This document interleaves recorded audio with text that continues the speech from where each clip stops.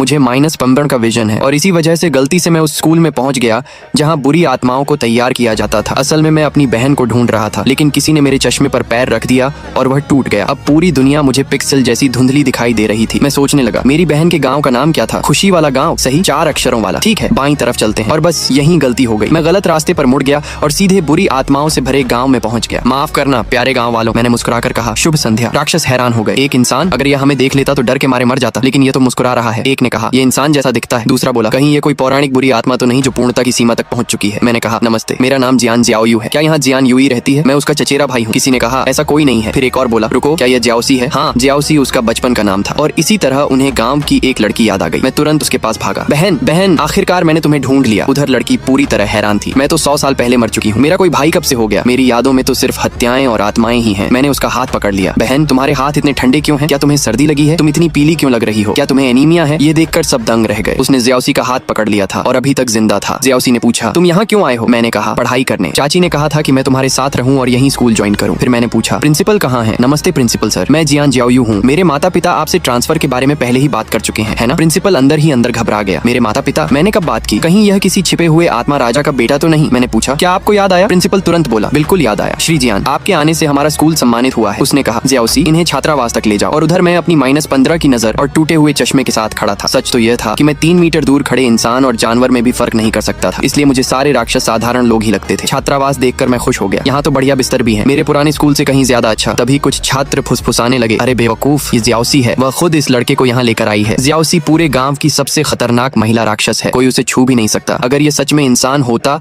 तो क्या इसे डर महसूस नहीं होता?